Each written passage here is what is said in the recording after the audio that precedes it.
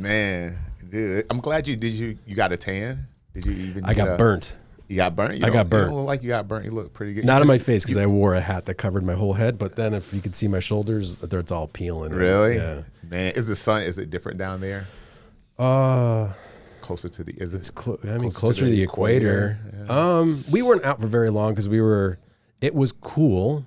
So it was probably in the low 70s, and then it got to like the high 50s at night. Because it's desert, yeah. And then the Pacific air, like it's just blows cooler air in, and so where we were in Cabo, we were in Cabo Los Cabos. So I can't remember. It was, but it was on the opposite side of the Sea of Cortez, and so it was on the Pacific side. So all the cool air blew in, and we're in this resort, the Hard Rock Hotel Resort, and it's freaking beautiful. And the beach is amazing, and the water looks so impressive. But you have to sign. It's federal law not to go into the water because the current is so bad and the drop off is so bad and the water's so cold. So you get this beautiful ocean, this beautiful beach, but don't go in the water because you'll die. But the other impressive thing is like just 100 feet off the beach, you see humpback whales just. Yeah, I saw your picture. That was awesome. Dude, that was beautiful. It was amazing. Man. But we walked all the way down to the end of the beach, and it totally was like a Goonies scene. It was like just these cliffs, just this huge drop off, and this beautiful golf course, this huge cliff drop off down to the beach with this beautiful rock structure that was protecting the sea from, or protecting us from the sea. And then there was like a little lagoon. And then we were off the hotel property. And so here we see in the distance an ATV coming straight at us because we're like, it's federal law not to go into the water. And we're like, we're in the water, but we're not actually in the sea. We're just in this little lagoon. And we're like, the militia. We're going to, we don't have our passports. We're going to end up in a Mexican jail. We're like, oh no. So total panic set in. And yeah. But it wasn't. It was just a dude that was working there, and he took our spot, and he started just like chilling there. I was like, all right, take a siesta. Good for you, man. I have absolutely no desire to go to Mexico. Yeah. None, dude. Wow. I have a buddy, I'm not going to put his name out there, but he's a very large gentleman. He's a fighter. So and he's, bigger than me, and I'm a pretty big size guy. So he tells us a story about going to Mexico. Oh boy. And he gets stopped by the policia. Oh boy. And long story short, they shook him down. Dang. Like, hey, like, where you going? Like, going back to our hotel. It's like, how much money you got on you? Oh. And he's like, blah, blah, blah amount. He's like, how much money you got on you? He's like, none. Oh, wow. One of those. You want to hear it? Dude, it's nuts. Wow. Was this in Cabo? I don't know. I don't think it was in Cabo. Okay. But just still, and these are the cops. Yeah. So, well, the cops are probably the cartel, probably paid off by the cartel. Oh yeah. Zero desire. Yeah. Well, I will say, so we went into the town, and I was just saying off air, I was like, I expected it to be like Miami, like developed, touristy, but developed, but it was nothing like that. It was just these older buildings, and they're very small and just beat up, and getting off the from the hotel, from the Hard Rock, the driver was like, stay on the road, because the paved roads are for the tourists, and then the dirt roads on the sides that go everywhere are for the locals and the employees. Okay. And a quick story, one of our friends, she was the invigilator there, and she had an allergic reaction. So her lips just like blew up, and they had to call the ambulance. So the ambulance comes, and Desiree and her friend Vanessa, Vanessa had to gather all of Desiree's papers and her passport, and they get into the ambulance. Vanessa completely forgot to take her passport and her ID. So they get into this ambulance. The ambulance, she's taking photos, mind you, of this ambulance, and she's showing these photos. Every single check engine light, every single light that could be on is on. It's like there's still a cassette player in the ambulance. So it's like a straight up old ambulance. They're on those dirt roads that that only locals can be on. So they're like being driven down this dirt road. They're like, where are we going?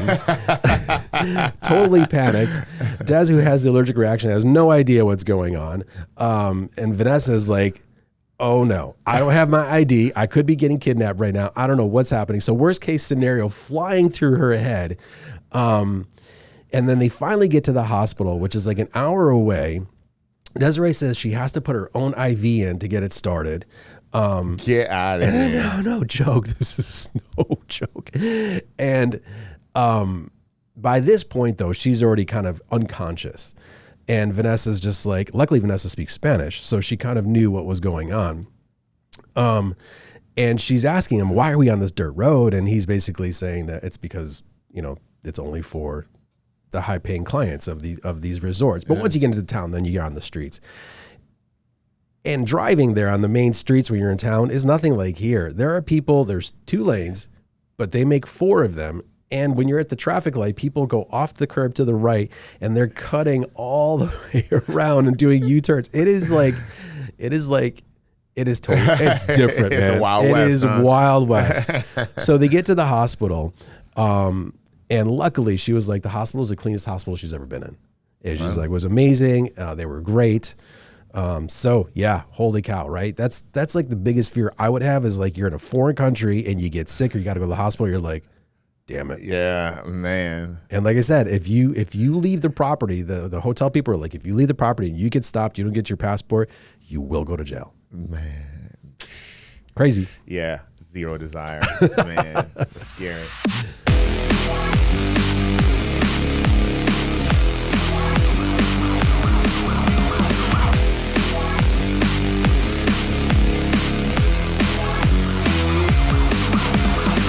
Welcome to another edition of the Alpha Geek Podcast. We're your host. I'm Antwain Brett. And I'm Taras Denisenko. we lucky we got him back because it could easily went another way. Yeah. Yeah. Cabo, Mexico is tough, man. Yeah. Like, and I noticed, we talked a little off air about it, but the majority of these resorts in like Mexico, Jamaica, Dominican Republic, they're built, the land where the land is cheaper, right? Yeah. So these large resort franchises go in, build, where the land is cheaper. So it's going to be in lower income, borderline impoverished areas, right? Yeah. And so as soon as you leave the gates, it's like, what the hell? I'm staying on the resort. That's what they tell you, stay on the resort. Stay on the resort. That's not a suggestion. Yeah, for sure. For sure in Cancun and Cabo, and then we were driving from the airport, and I'm looking at the terrain, the land there is unforgiving. Like the trees are like, it was dry season. The trees are dried up and they look like they'll freaking murder you. There's cactuses and just there's huge. It was kind of surreal. So it reminded me of like, I was taking notes. I was like, did you ever play the game Red Dead Redemption? Oh yeah. Yeah. It was totally like Red Dead Redemption. Kind of like a Red Dead Redemption / Borderlands when they go into Pandora. Like the land is just unforgiving. And there's people that are living in there with these just these cinder block supports of this tarp over it. Yeah. And it's like, how do they do it? And if they didn't have tourism, they would have no money. Like they would nothing. Exactly. So it's a good thing that like businesses go in there and build these things, because the hotel staff was amazing. They were amazing. So friendly. Everybody was smiling. 90% of the staff was amazing. This one girl that was making me omelets, I was telling Wendy, I was like, I got to go tip her. Because I forgot that you have to, it's all inclusive and and they're working for tips. So this girl's making me this omelet. She's got the most beautiful smile. And she's got this little, like she's probably hurt, like she's limping. Okay. And I'm like, hey, can I have some cilantro? She's like, oh, see. And she goes limping away. And I'm like, oh my God, I feel like such a jerk. Give me my cilantro. You could crawl there. She comes back and like, yeah, so I like tipped her like $5 or $10 for that. I was like, man, that probably will feed her for. Yeah, it's nuts, man. And I think they do like a tip share at those resorts. Oh, like, is it? What that goes into a pool and just split evenly. But yeah, no, it's serious business down there, man. And same thing in like the DR, and same thing in some parts of Puerto Rico, Jamaica. So yeah, those all inclusive resorts, man. Like you tip. Don't be a dickhead, tip. Yeah, for sure. Yeah, the first night we went to Aruba last year, and the first day to all inclusive, and the first day I was like heavy-handed, dude. I was like $20, $30 bucks, 40, you know, like heavy tipping. And one of the guys at the pool, he was like, you might want to stretch it out a little bit because you're going to be drinking a lot. Yeah. You know, all the booze is free, bro. Yeah. So I kind of, you know, throttled back a little bit, but still, man, it's like you should definitely tip your waiters and waitresses and servers and all those. Yep.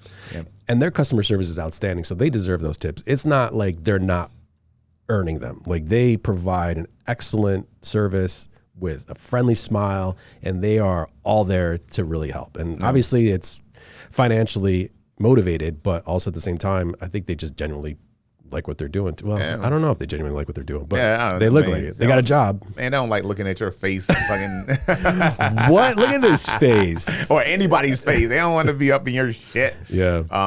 You remember a couple years ago when they had, this was in Dominican Republic, they were like poisoning people's mini bars. You remember that? No. Yeah, Dominican Republic, it was a resort or a couple resorts where the staff, a couple of Americans died because they were poisoning the mini bar.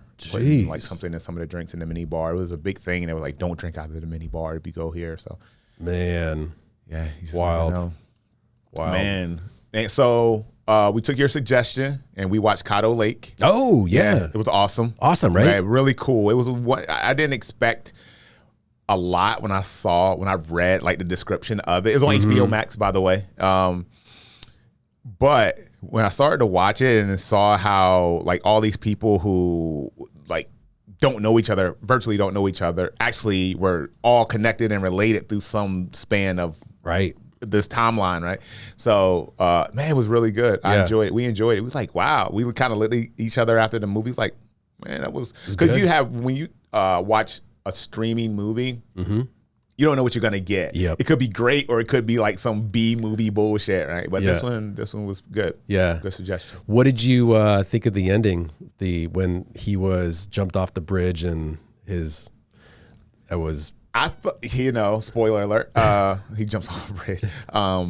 But I thought that I didn't think that was gonna be the end. I think he was gonna die that way. Yeah. But. You know, the whole thing when he drops, the little girl who grows to the woman who ends up being his mother. Yep. When he drops her back in 1952, and you know he's running through with this little girl, she's hurt. You know, he's running through the woods, and these guys like he runs up on these guys from the 50s. He's wearing modern day clothes, and they're like. Like they're looking. You can tell like the response is like, what is going on? And the little girl, she's wearing modern day clothes. So like they don't tell the story about how she ended up, like who adopted her, where she ended up. But it's a very, very interesting story. I thought it was I'm so glad you watched it because it was well written, well acted, well produced, just everything. It was just, and there wasn't any like major actors, so it's like you just never know. Like you can now believe more of what the story is, and you can really get kind of emotionally invested with all of it because you don't see a Tom Cruise or a whatever in there. So I'm glad you watched it. Yeah, it was good. It was awesome. I just want to let all the people who listen to this podcast know I got Disney Plus. Hey, I got Disney Plus back. I want to catch up. Well, I want to catch up on some stuff. I want to catch up on What If. And I told you I was gonna watch it, or I was gonna get it back when Daredevil Born Again came, and we have about a little bit over a month before we get it. Okay. But I want to kind of start, catching up on a lot of stuff that I don't want to get caught in the situation where I'm just trying to watch a whole bunch of shit at the same time. I just want to watch Daredevil. So, but that prompted us to go back and watch the original Ben Affleck Daredevil. Oh, yeah. I was like, hey, you want to watch Daredevil? She was like, all right, cool. So we sit down and watch it, and like I forget the Evanescence is like the training montage with Jennifer Garner, where she's breaking all the sand-filled bags that are in her living room for whatever fucking reason. And it was like the Evanescence. Song. It was very good. It was a great bad movie. Yeah, like that. Yeah. You ever see like she's totally has like no. Well, they said it in Deadpool, like she just doesn't care about Ben Affleck. Yeah, like, whatever. Yeah. Well, shit, they got back together like twice or something. Oh, really? Must not be that bad. Yeah. People shit on Ben Affleck. Yeah, that dude cannot keep a relationship to save his life, but that's okay. Yeah, because I feel like the whole Jennifer Lopez thing. They just recently broke up, so they asked her, if. Was it a bitter separation? How do you feel about it now that you're back on the market, blah, blah, blah. And she's like, I wish him the best. I want us to be friends. And I get you have to save face when you do these interviews and everything. But also, if he was a dirtbag, you can kind of tell. You wouldn't keep going back into a shit bag. So he must be doing something right. I got to say, when you're getting a relationship with Jennifer Lopez, though, like you figure Ben Affleck can't be that bad of a guy because she just goes through guys like it's nothing. Right. Like, it's just whatever. She did retread that tire with Ben Affleck. So, so you must be doing something right. Yeah. So, but when we were flying back, I got the opportunity to see on the plane, which I want to watch on the big screen, Transformers 1. Oh, dude, it was so good. Wasn't it so good? You saw it already? Oh yeah, dude, it was so good. Yeah. Like I just growing up in the 80s, they did a lot of like Easter eggs and nostalgia just like totally kicked in. I was like, man, it's such a great origin story of the two of them. And like, I thought, it was really well done. It was really good. Like that origin story. And it's sometimes when they do these origin stories, you don't know how they're going to end up getting to the version of the characters that we have become used to. Like how are we going to get from point A to point B? But it was really good, and like the whole heel turn with Megatron, it was so good, and it was like it felt organic, even though it was short. You had to do it in the span of 90 minutes or whatever. It felt so organic for him to change as quickly as he did. It wasn't like forced on the audience. It was really good. Loved it. I thought it was a good parallel to, and I don't know if they kind of took that idea from it, but from Magneto and Professor X. It almost had that kind of like they were friends, and then Magneto just like, I'm gonna. So you can empathize with why Magneto and Megatron became the way they are, and freaking Megatron was hardcore, man. When he was just like dropping them, like damn. He went. It's good. I loved it. I thought it was gonna be good because I saw it a little bit later, so I was able to hear some reviews on it. And so it was pretty consistently good review. So I was expecting a pretty decent movie, but it definitely deserves the reviews that it got. It was really good. I liked I was just trying to make sure I got his name right. Keegan played Bumblebee. Bumblebee. Oh my God. I loved it when he was just like Badassatron. I mean, that dude was good in everything he's in, dude. He's so good, man. But are you following the latest drama with, we got to cover it, Captain America, Anthony Mackie. There's new drama? Let's hear it. There is new drama. I pulled up the video, and there's kind of like a split feeling about it. So this would be great. This is a reaction video for, let me see if I can find it This is a reaction video from someone who's seen the movie? We're going to do a reaction video of you watching it. Okay. Let's see. Oh, man. All right. So let me see if I can get, let's see how we can do this. We're going to do. Mr. Modern Technology over here. Yeah, I might have to do, okay, here we go. I might have to do a quick edit on this. Anthony Mackie. Oh, here we go. All right, there. We got you in picture. Oh, man. All right. A real time shit. Yeah. All right, here we go. So to set up the stage, this isn't an interview. Somebody asked him, well, you'll get the gist of it, but what Captain America means to him. Okay. For me, Captain America represents a lot of different things, and I don't think the term, America should be one of those representations. Like, it's about a man who keeps his word, who has honor, dignity, and integrity. Someone who is trustworthy and dependable. It's kind of, this is kind of like an aspect. All right, we'll pause right there for a second. Okay. So, initial reaction. I don't have one yet. Okay. It's I'm kind of want to hear the entire because like it picks up where, you know, it's hard when he says it's not necessarily about like America is not the key word or phrase that we're to pull from it. I don't know what was said before that. So well, that was the question. And that's where people are losing their minds, because it's like, well, I'll keep playing it, but let's get it back here. Boom. Look at that. Of a dream coming true. You know, when I was a kid, you know, all of us as actors, I believe, want to get back to that day before someone told you no. When you look out your door and you see a 5-year-old kid with a stick and he's slaying dragons to save the princess in the tower, that kid really believes there are dragons out there. That stick is really a sword and he's really trying to save that princess. And then one day somebody told him, no, there are no dragons, that's not a sword, and that princess is not there. And all of his little dreams were dashed. So, you know, as an actor, I feel like our job is to get back to the day where we see that dragon and we slay that dragon to save that princess. And that's kind of what this movie was for me. Huh. There you go. Yeah.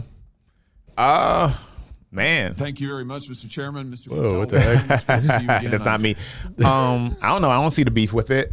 What's the blowback? What are people saying? That Captain America. A lot of different things. That right there. I don't think the term, you know, America. People are so fucking sensitive, dude. Well, I think with a good reason on that one. Well, I think what he's trying to say, and I mean, and this is just what I pulled from it when I listened to it.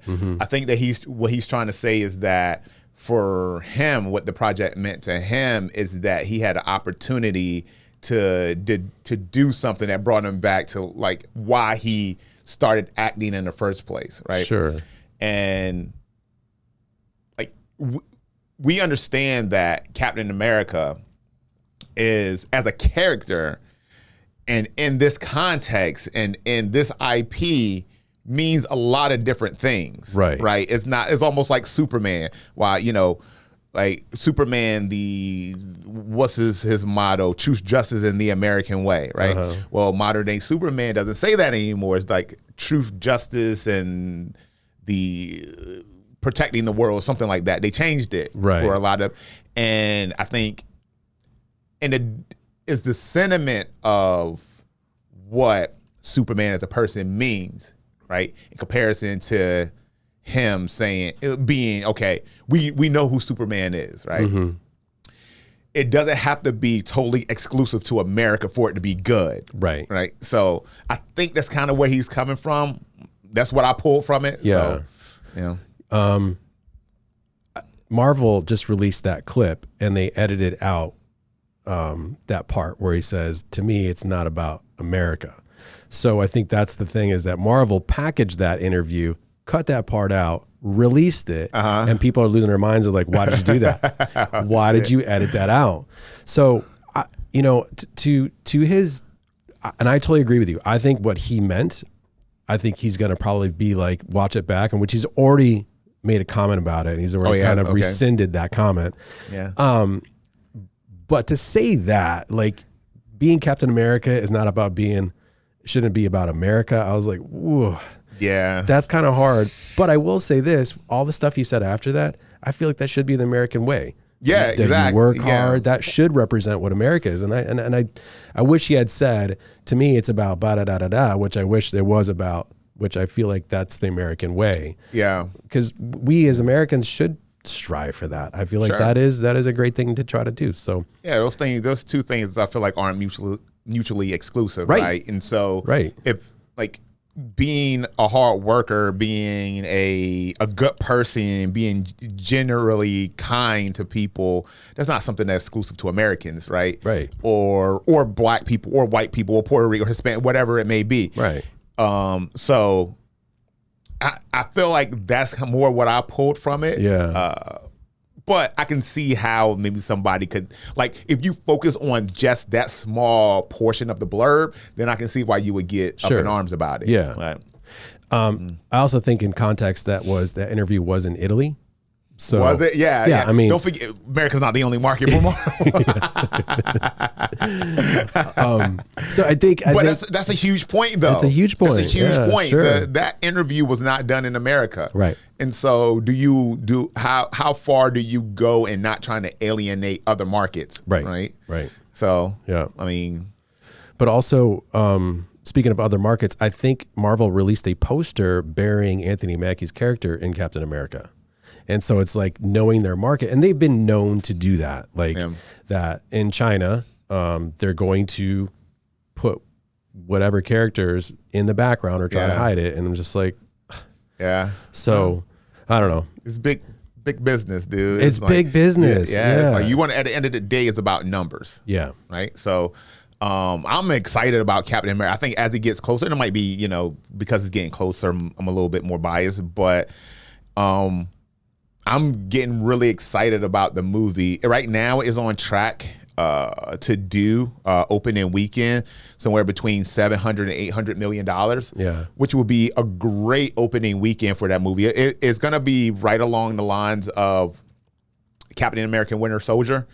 And so we know Captain America Winter Soldier, while we recognize it as the best Captain America movie, when that movie came out, it wasn't that. Yeah. It was like, okay, this is going to be a sequel to the movie. Yeah, it's going to be pretty good. And then when it came out, and then it got a little bit of age on it, people started to gravitate to it and recognize it as the best Captain America and one of the best Marvel movies that we've gotten. But it didn't start as that. But even with that, it still did about $760 million opening weekend. Yeah. It was around a time where Marvel could do no wrong and they were just batting 1,000. Sure. So if Captain America Brave New World can do that at a time where Marvel doesn't have the traction that it had, that's saying something big for the movie. And it doesn't hurt that it's opening Black History Month and you have a black lead. Yeah. So all those Marvel's, they're not dumb. Yeah. All those factors are going to come into play when it's time for this movie to come out. And it's Valentine's Day weekend. People taking their ladies out. Blah, blah, blah. So yeah. And I'm wondering if that comment's going to hurt it or not. Because are you following and it's, of course, it's always two sides. You have the one side is like haters. They're like, it's under all these reshoots. It's under all these over budget, or they're blowing the budget out. And so people are just like, it's not going to be good because it's going to be disjointed, disconnected, and it's going to be just this whatever. Yeah. And of course, the other people on the other side are just like, it's going to be great no matter what. Yeah. So, I don't know. I don't know. So from a budget standpoint, they're looking, what budget is $200 million. So it's hefty budget, right? So you can't, I think anything less with an opening weekend of $600 to $650 million, anything less than that, you got to call it a flop. Yep. And then you got to hope that the rest of the world enjoys the movie. Yeah. Hence, you go to Italy and say what you said. Yes. You go to Korea, you go to other parts of Asia, those markets, you gotta kind of pander a little bit because you want the movie to do well and you want to promote it as much as possible. Yeah, well, that's totally a page out of Deadpool and Wolverine because they promoted the hell out of it, and look what it did. Yeah, look what it did. I think, and then correct me if I'm wrong, I don't know if this is correct or not, but like they were saying that movie needs to hit $1 billion in order to turn a profit. I don't know if that's right or not, but Captain America, yeah. No, because I'm not sure if the advertising budget was higher, but I was hearing somebody talking about something needs to hit $1 billion to be able to turn a profit. I think if it does what it's tracked to do, I think it will hit $1 billion. Okay. I mean, give it a month, it'll hit $1 billion. Yeah. If you do $780 million opening weekend, we'll do $1 billion. Yeah. Okay. Yeah. And what's the next big release? What's being I think Paddington going to Peru is opening the same weekend. There's gonna be a bunch of kids in that shit. Nobody's gonna see that shit.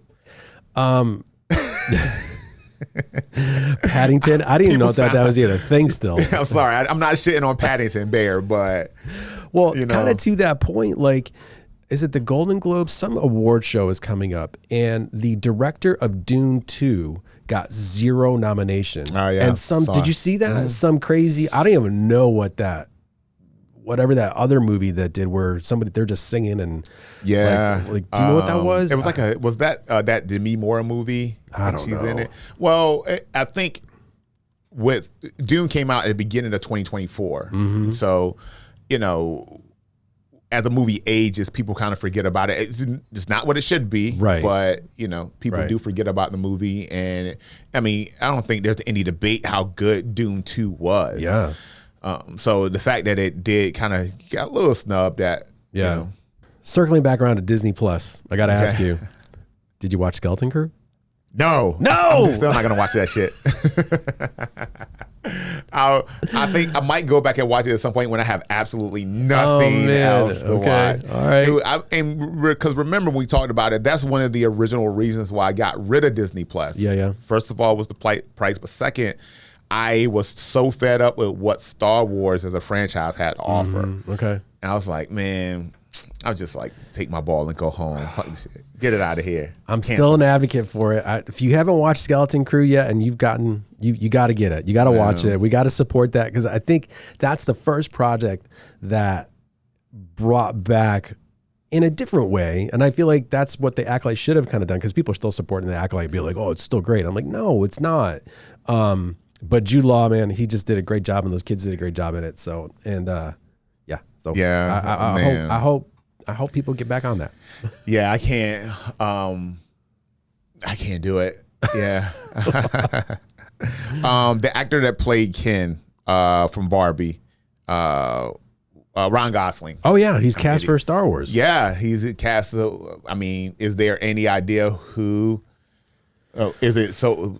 Is the casting in its infancy? Do we know who he is going to play? Is that even out there yet? That is not clear. But I do believe the director is Sean Levy. Yeah, Sean Levy's directing. Mm-hmm. Okay, well, that's good. Yep, that's good. And Ryan Gosling. Is Ryan Reynolds executive producer? Maybe. So in the Star Wars world, for all those fans, they're like, okay, so you got the Sean Levy, great director, Ryan Gosling, great actor. But they're like, but that doesn't mean anything when it comes to the Star Wars universe. And so everyone's still, for those Star Wars fans, they're still like, you need somebody who is plugged into Star Wars because it's not a simple storyline. And it's not like you could just shoot, and not that Deadpool and Wolverine, Deadpool Wolverine was just straight up fun, just crazy movie that people just loved. But that's not what Star Wars is. Star Wars, I think as a whole, it just has more details that need to be covered to be able to, to get the fans on board. So I don't know. So you're saying it is going to take more than just a prominent lead actor in order to get people excited about another Star Wars movie? That is exactly what I was saying. All right. Well, you heard the man. Let's see what happens. Do you believe that as well? If so... Because if that is the case, then whatever they put out starring Ryan Gosling is going to not do well in the theaters. Oh, it's going to do well. People are going to watch it. I just think that if you're going to want to get people back on board, and the rumor is that they're going to reshoot the trilogy. I don't know if that's really reshoot. Really? Mm-hmm, rewrite and redo the whole trilogy. So is Gosling supposed to be Mark Hamill's character? Is that? Let me take that back. I think it's an origin of the Force is what they're going to kind of go over, I think. But it's going to be another trilogy. And a question mark. Stuff I've read, because it's the internet. There's a lot out there. Yeah, sure. Yeah, but from what I gather, it's I think it's like where the Force came from, who was the first Force wielder. I think that might be the angle they're going. See, that sounds interesting. Yeah. That's something I can kind of get on board with. Yeah. And I want it to be good. I want us to get back. I want Star Wars to get back to what the fans expect out of it. Because it's been so long that we've had something that is gonna get the fans excited. So, let's hope. Yeah. Let's hope. Skeleton Crew. Everyone tell Antwain to watch Skeleton Crew. I might check it out when I'm bored to death and have nothing else to do. We talked about it, but the season ended, so we haven't had a chance to review it.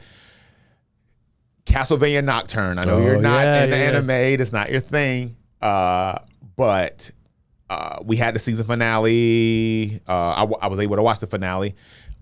Dude, good. The best anime that I've seen in a very, very, very long time, man. It is so good. And the Richter character, man, it is. The finale, it was so good, man.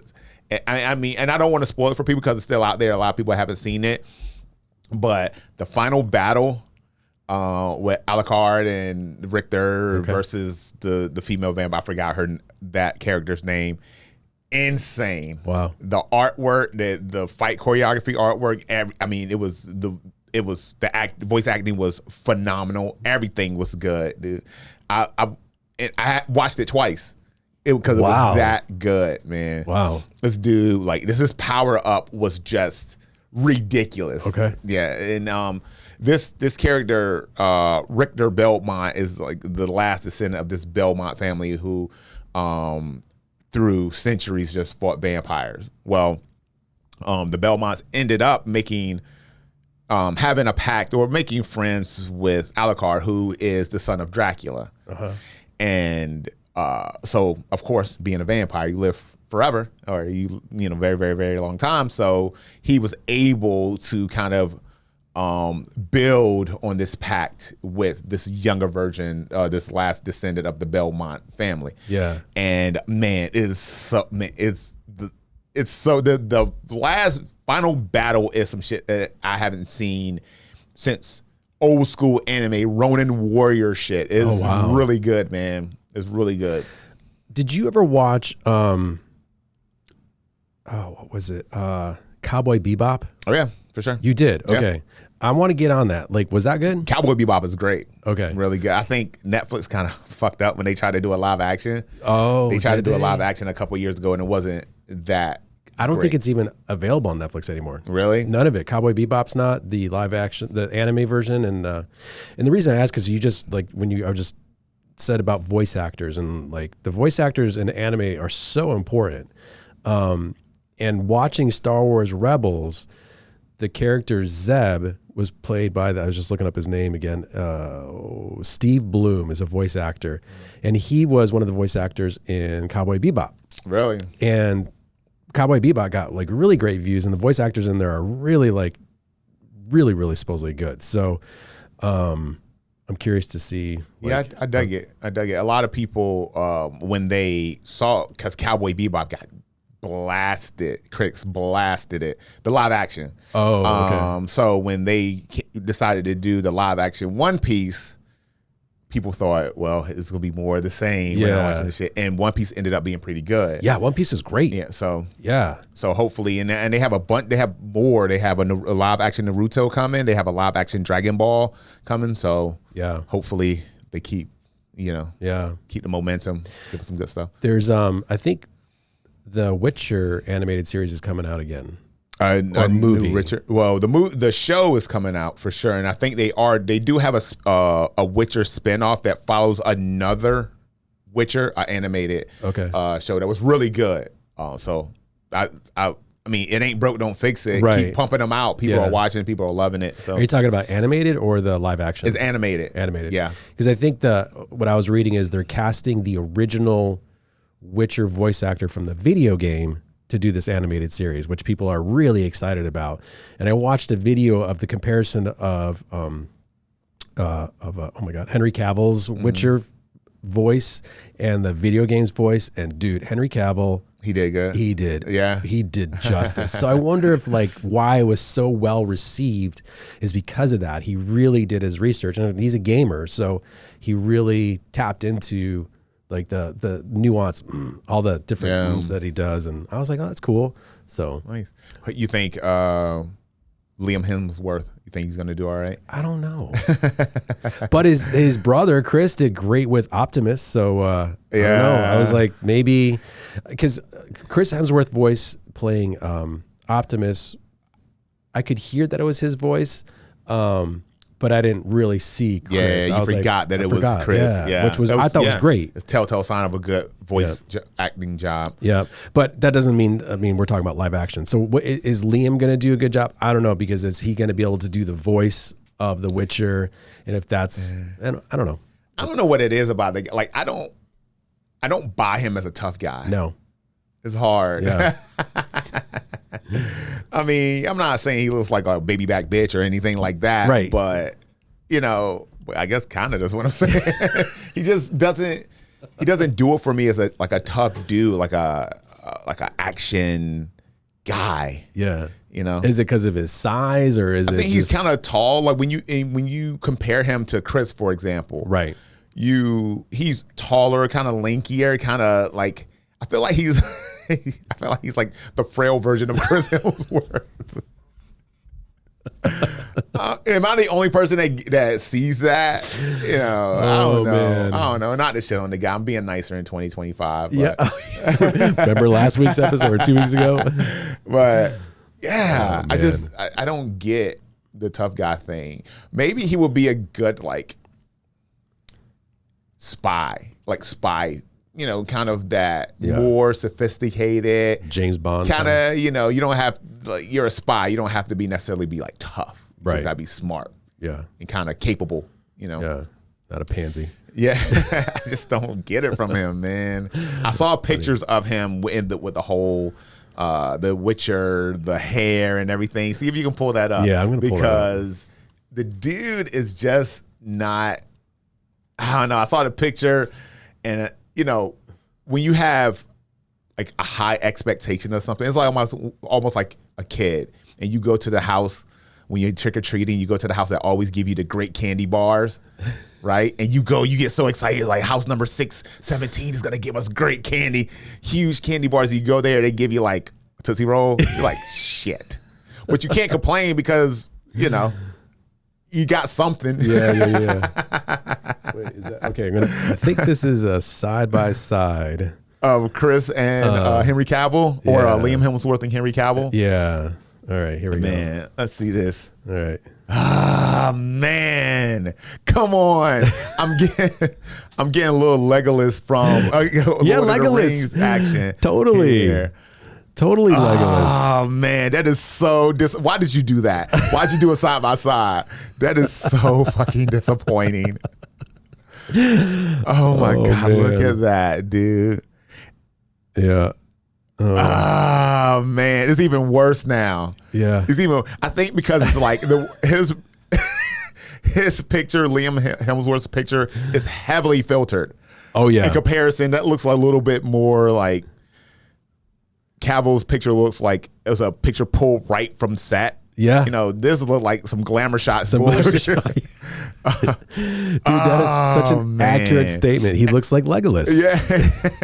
And I like Liam Hemsworth as an actor. He doesn't bother me as an actor. He just bothers me as a tough actor. Oh my God. Like any military type movies or anything like that. I don't believe you, bro. Yeah. That's kind of where I am. Wow.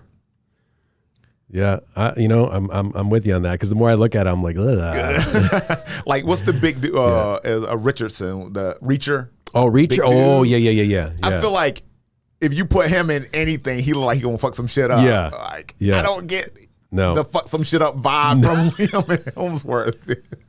I just don't. Let's see if I can find another photo. That's funny. I feel like he'll beat you up and then ask you about your feelings after. Yeah. Hey, okay, how'd you feel about that ass? This might be oh, this is a YouTube video. A new day dawn.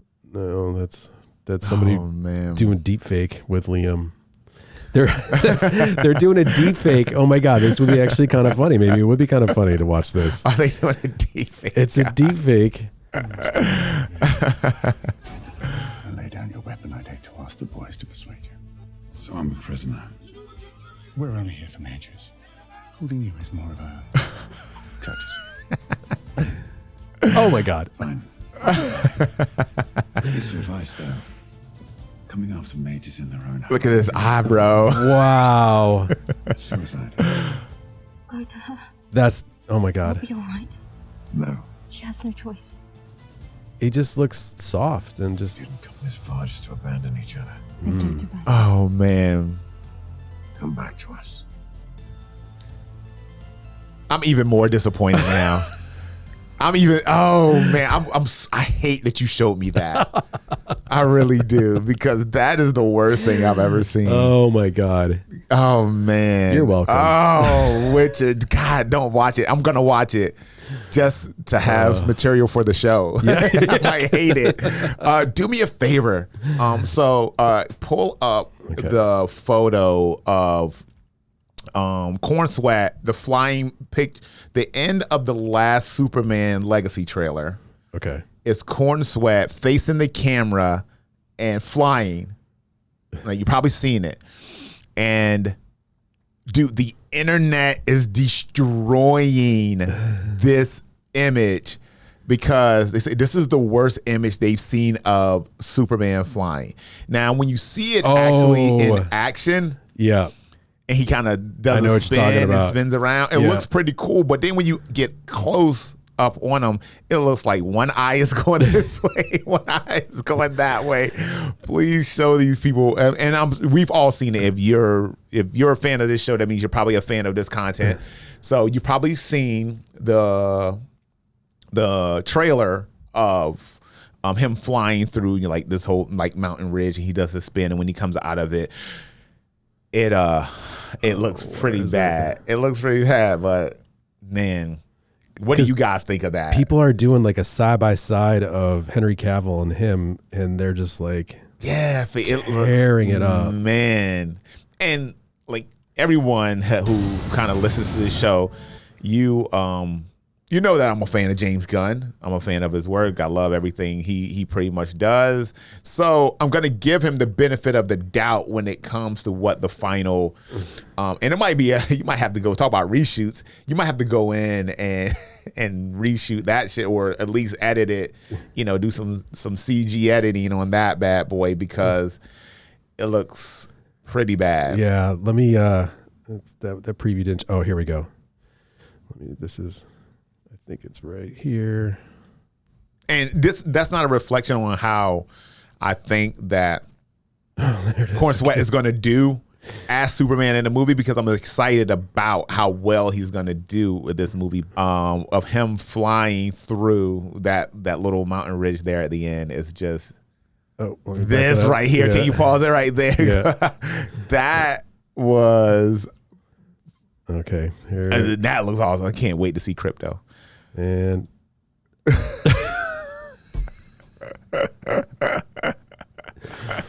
wow, come on, son. I don't know, man. And it's like I get it. I'm gonna play devil's advocate with it. This is a scene where you're flying, so the wind's in your face. You're not gonna look perfect. Yeah, you might, like drool might be coming out of your mouth. And that's what I am hoping for when we get it and we see the entire thing. The majority of people are going to forget about this aspect of this flying scene. Right. But when you make it your final trailer, or, you probably have one more trailer after this, but to make that the ending sequence of the trailer, and that's the last thing people see. Yeah. You're like, holy shit. What the hell were they thinking? Look at that. Look at the eyes. Oh, man. Isn't that rough? That is rough. Like, who is the editor there? Who is the guy that had to, that's obviously green screen. He had to look at his face really close, and he's like, the eyes don't match. Wow. Like, because the rest of his face is like effortless. It's like intact. Yeah. But like this eye is having a real hard time. Man, not a hair out of place. Nope. You're flying at Mach whatever, man, look at this shit. All right. This is gonna, Let me change the settings so we can play it in slow motion. Oh man, see, you don't even make it worse. He's just ruining my day today. Oh man. All right. Oh, let me back it up. All right. Crypto. Ready for that. I'm all on board for that. That's a cool scene right there. Yeah. It's going to be a great movie. I believe it's going to be a great movie. Just that one thing just really crushed me. So there you go. Yep. What are your thoughts, ladies and gentlemen, on? But somebody did. They did a side by side, Henry Cavill and him flying, and like night and day. Yeah. And you're right, like you said a couple of episodes ago, like it's a different take on it. Like he wanted to be less intimidating, but that side by side, it's rough, man. Henry Cavill, and I think what they did is they kind of made Cabo a martyr in this universe, because now everybody's gonna be like, what if it was Cavill? Yeah. What if you did another another Superman movie with Cavill? You know, and on top of the fact that they brought him back to do one and then scrapped the project, and he quit. That was originally why he quit The Witcher, because the DCEU at the time said, hey, we're going to do another Superman movie. Let's do this. And he was like, all right, well, I don't want to do too many things, so let's go ahead and dump the Witcher stuff. And then they scrapped the project. Shitty. But at least with Henry Cavill, we're going to get him in Highlander, which I loved that series. Loved it. Loved the movies, loved the series, and I'm just really glad that they cast him, because I think he'll do it justice. Do they have any sort of synopsis on that yet? Is he going to be Connor McLeod? Is he going to be Duncan McLeod? I feel like he's going to be Connor, but I'm not 100% sure on that. Or he's going to be somebody totally different. Yeah. Like, I love the movies. I love the show. Yeah. The show was awesome. The show was so good. Yeah, the show was great, man. And even like when I got so into the show that I'd watch the movies back, and even though they're two different characters, I was like, ooh, the guy that played Duncan was like, he's kind of a better Highlander. Yeah, right, right. Well, I mean, at the time when they made Highlander, they didn't know how popular Highlander would become. Yeah. Right? And so when you cast a TV show, and back then they did TV shows like, this is a movie. Yeah. They wanted the best possible actor and performances for the money, of course, as they can get. And what was that actor's name? Was it Adrian Paul? Who played Connor? Duncan. Yeah, Adrian. I want to say Adrian Paul was his name. Look it up. He did so good, and that show went on. I think it was like 4 or 5 seasons of that show. It was played by Paul Adrian. Oh man, look at that! Look at that memory. We can't remember shit, but I remember that. Or Adrian Paul. Was it Adrian Paul? I think it's Adrian Paul. Adrian Paul. It says right here. It says played by Adrian Paul Adrian. I'm like, okay. Hell yeah, yeah, dude. Isn't that funny what you remember and don't remember? I couldn't remember the guy from Barbie for a second ago. Right, constantly, yeah. Dude, like half the time I wake up, I'm at that point where I'm walking into a room like, wait, what what did I come to get? Do you like check the doors twice because you forgot that you checked it once? And of course our phones listen to us, so it's like every time on my Instagram or Facebook there's a new ad for brain health, brain memory, and like, do I say it out loud? How do they know? I don't know. Yeah, that was a great show, man. And he and they kept it going for a while because the little surrogate kid, I think his name was Richie. His character was Richie on the show. He ended up being an immortal too, and I don't remember that. It turned into him protecting him and showing him how to become a better fighter, so he doesn't get his head chopped off from Jump Street. Yeah, it was really good. Yeah, it's crazy. The guy Adrian Paul was born in 1957. Wow. Man, that's about right. That's about right. Yeah, because Highlander, that was in the 80s. That Highlander show was like late 80s, early 90s. Shit. The movie was like early 80s. Yeah, the movie. Yeah. God, what was the main actor's name of Connor McLeod? The Clad McLeod. Yeah, that was awesome. Yeah. He was a very popular. I forgot his name. Blonde guy. Yeah. He was popular in the early 80s. He was one of those guys. It's like he was like a bootleg, like Mel Gibson. Yep. It's like you want somebody that's gonna give you a Mel Gibson style performance. Yep. Is almost as popular. Christopher Lambert. There can be only one. Christopher Lambert. Yep. Sorry, Chris. Loved you in the Highlander though. That was great. Yeah, those were good movies. Yeah, it was very cool, man. So, yes, long story short, we got a new Highlander remake or reboot, whatever you want to call it. And then shortly after, we got Thunderbolts. 2025 is filled with stuff. Yeah. So, and then of course, I mean, a lot of people don't care on this that listen to this, but Super Bowl is coming up. So. Oh, dude, did you watch the Bills game? Yeah. Okay. Yeah. I got to pipe in on this. Like the refs. Yeah. Dude.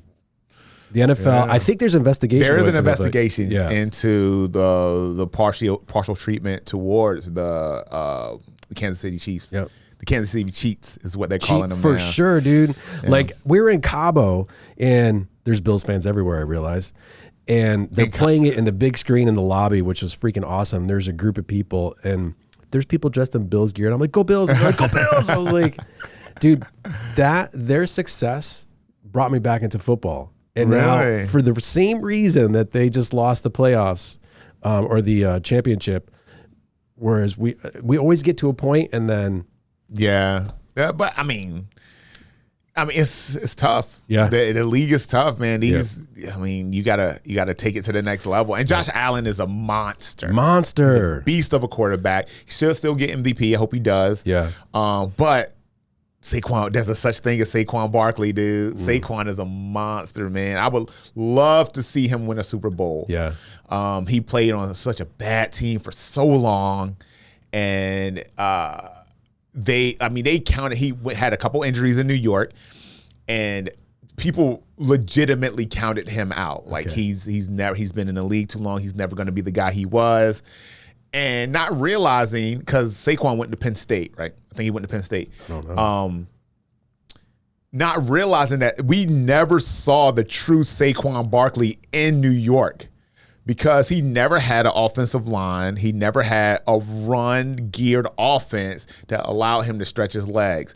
And now you have now he's been in the league for 5-6 seasons now. You put him for 4 to 6 seasons he's been in. You put him behind a good offensive line. You put him behind a quarterback that's willing to run the ball a little bit and has passing threats. And now all of a sudden you have a monster. Yeah. Monster. He breaks every game. He's a threat to break long every game. Wow. He's the second highest rusher in the league. 2,000 yards rushing. I mean, the dude's a monster. Yeah. He's a beast. He should get MVP. Okay. I don't know any of that, but I'm excited to watch it now. I'm excited because you're excited. And there's a lot of Eagles fans here in Virginia. I didn't realize how really? much. Yeah. Some of these Eagles fans are fair weather fans. You don't hear anybody talking about the Eagles. And now it's like, fly, Eagles, fly. Yeah. It's like, where the fuck were you? Dude, I tell you, Bills fans are not fair weather fans. Bills are, dude, they're another level. Would you jump through a table? But no. That's a thing you guys do. You fucking drop off of shit and fall through tables. What? Yeah, you never saw the Bills? No. Yeah, Bills gang, they do that shit. Yeah. They'll be at tailgates and they'll put a table out and do the jump over top of a car and through it. Where did that even come from? Yeah.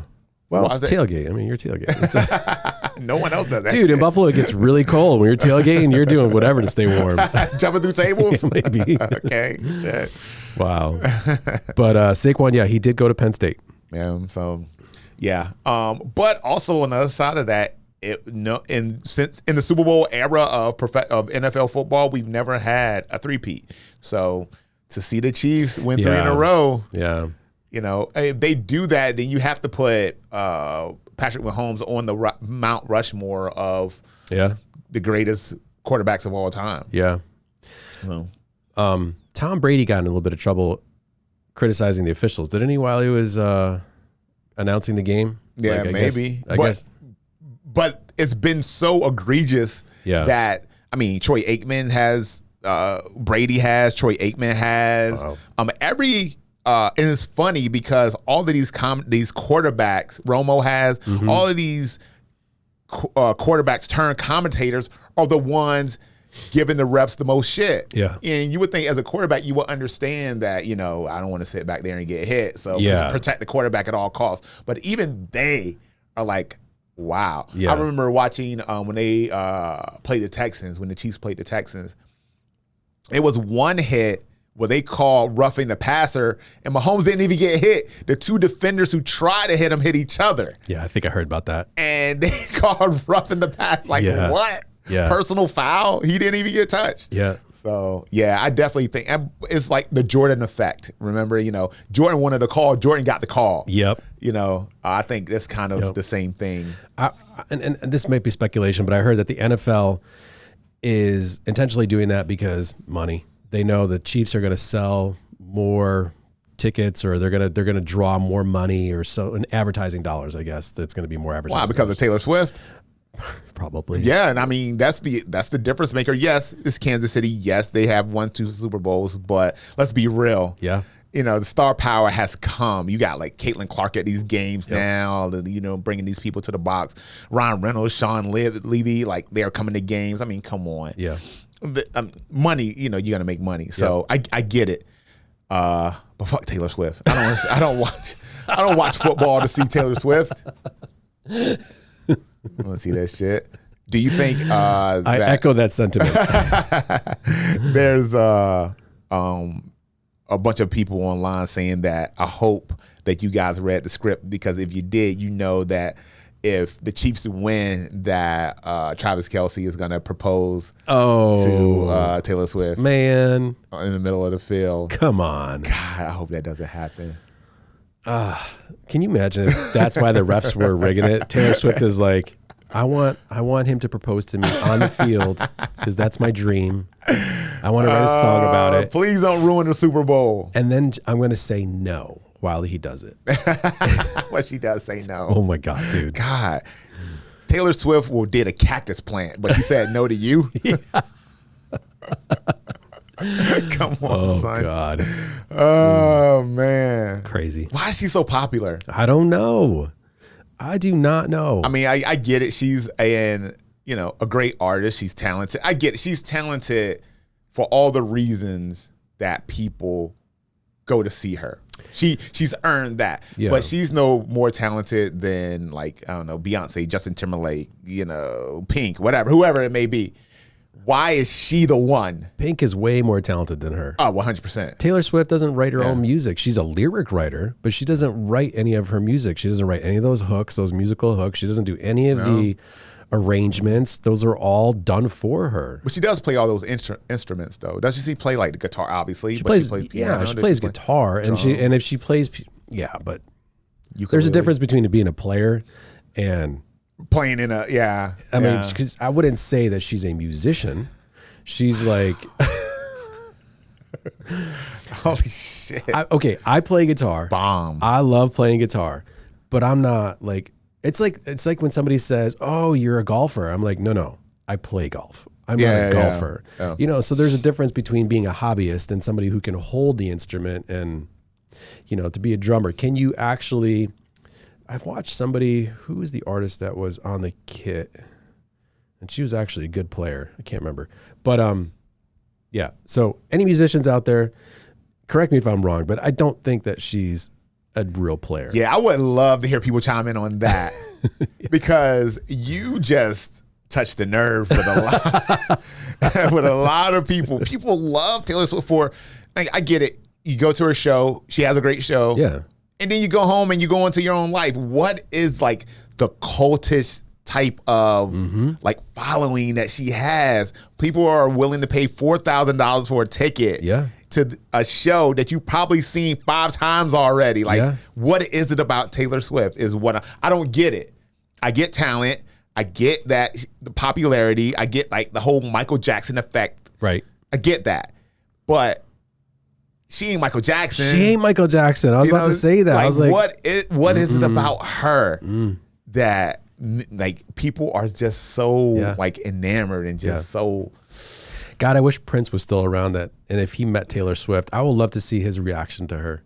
He'd just be like, he'd just turn away. I don't know, maybe like I of all the YouTubers and like musicians that are on that post things that are music reviewers, they're all either studio musicians, studio producers, and Rick Beato is the big one, and he's been in the business for a long time, and he's just now he likes the Taylor Swift songs. But he also says she doesn't write these, she doesn't produce these, she doesn't. And when I say write, she might write the lyrics with assistance of writers. Yeah. So there was a time, I think, when she started that she genuinely wrote lyrics and a hook or the chord progression, which is, and anybody who's into music, you know, there's usually like a 3-chord progression that people just follow, and it's simple. But that's not enough to make what she just did. Like, I still don't get it. I still don't get it. I have a theory. Okay. All right. She's an alien. No, I think us as people, just generally as people in the society we live in, we hate to see a young girl victimized by men.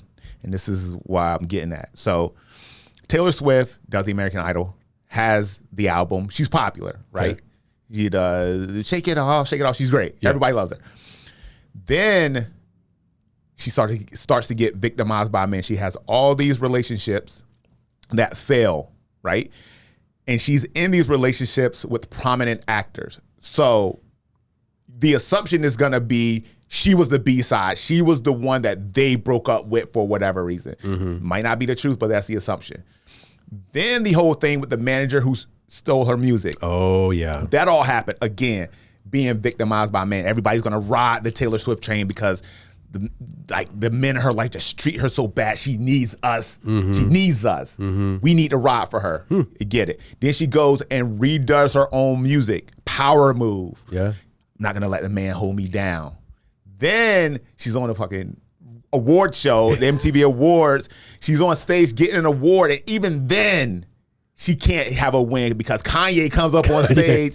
I'm sorry, Taylor, I just got to stop. But Beyonce had the best album in 2020, whatever year it was. Yeah. Holy shit, why did Kanye do that to Taylor Swift? Now we really got to get on. So I think it's been the snowball effect of her, from our view and our what we see of men shitting on Taylor Swift. And so now that snowball has grown and grown and grown. She's overcome. She's overcome. And now, no matter all that shit happens, despite all that shit happening, she still has become the powerhouse that the entertainment powerhouse that she is today. She didn't become that. We made her that. Yeah. Because every time that we saw that it was like, oh, a duck, one of her, fins is not working. Yeah. Let's pick her up. Let's clean her off with palm olive. Yeah. And, help her out, put her back in the wild. She's going to grow into a strong bird now. Yeah. And that's kind of what happened. Dude, I think that's a very accurate outlook on that. Yeah. I mean, you look at all the other prominent female artists today. Again, the women we just talked about. Beyonce, Pink, who else is Jennifer Lopez, Mariah Carey, whoever it may be. Yeah. They all questionably have the same talent or more talent than Taylor Swift has on paper, right? Yeah. None of them are as big as Taylor Swift. None of them. Crazy. So, that's so crazy. What's the missing link? Yeah. Just needs to, And even with Beyonce, that's a perfect example. Beyonce was popular, but when Lemonade came out, when she had an album about and started writing about how Jay-Z was cheating on her, she skyrocket. Yeah. I mean, we the wounded bunny. We want to help the wounded bunny. What about the Blake Lively situation? What do you think is going to happen with that? Oh, I mean, it's going to go away. Yeah. It's just kind of one of those things, and especially since they say that she, what was the director's name? I just forgot his name. They have a text of him apologizing or a voicemail of him apologizing to her. All right, cool. He apologized. Let's move on. Yeah, I'm wondering if that's going to be one of those Johnny Depp and what's her name, Amber Heard situations. Nah, because Blake Lively is perfect. Yeah, I don't know about that. Don't we talk about Blake Lively bro? Who does she have in her corner that's representing her? Taylor Swift. Yeah. Taylor Swift is backing her, and of course Ryan Reynolds. Yeah. So I don't know, man. Like there's a machine, and although I think you have a point, but there's it's Taylor Swift is a bit of a corporation in herself. And if 100%. Yeah, so the corporation is going to advertise and push, and like there's so much money behind her. So is it the people? Yeah, that's got to be part of it because it's shoved in your face. Yeah. So you know, that's just a marketing genius. Yeah, dude. No, there's no such thing as bad press. No. So, you know, you put that out. It's funny because when we hear about something that, like for the Diddy example thing, Diddy had been doing all the shit that Diddy do for decades. Yeah. We never heard anything about Diddy. Now, usually when there's smoke, there's fire, right? In some way. Diddy was a popular music producer since the late 80s, early 90s. Yep. He's been rich. He's been wealthy. He's been having these parties for 20 years. Yeah. Over 20 years having these parties. And no one ever said anything about anything happening. There was no, hey, I heard that we were at Diddy's party. I heard that, you know, it was a little girl or this or that, or he had a guy. Like there was never even a glimpse of a rumor. Now, all of a sudden, he sues the spirits company that owns Ciroc, right? As soon as that happens, now, all of a sudden, all this shit comes out. Yeah. Same thing with Jay-Z. Jay-Z, like, untouchable. This dude rapped about, for decades, rapped about selling drugs, stabbing people, shooting people, rapping about it. You could have easily brought Jay-Z up on some sort of charge over the last 30 years. Yeah. Now, all of a sudden, Diddy's in trouble. Jay-Z's the next one that's going to get in trouble. All of a sudden, the MTV Awards from 1996, there was a 13-year-old little girl who went to a party and Jay-Z assaulted her in some capacity. Jeez. Come on. Yeah. And it's funny because now that 13-year-old girl is 30 years old. We've heard from everyone except for this girl. You mean to tell me that if 20 years later, if a dude did something to me and now everyone's talking about it, I'm not going to say anything? Yeah. Nothing. No one went to her and say, hey, do you have any comments? Can you speak on this? Nothing. Come on, man. Yeah. Come on, man. Wild. That's why no one talks about the Jay-Z thing anymore, because he didn't say anything. Yeah. He just let it lie. Yeah. Diddy went on do the Bahamas. He put this video up. I'm sorry for what I did. Yeah. I was in a place, blah, blah, blah. That's the worst thing you can do is apologize. If you didn't do shit, you didn't do shit. Just keep Justin Timberlake.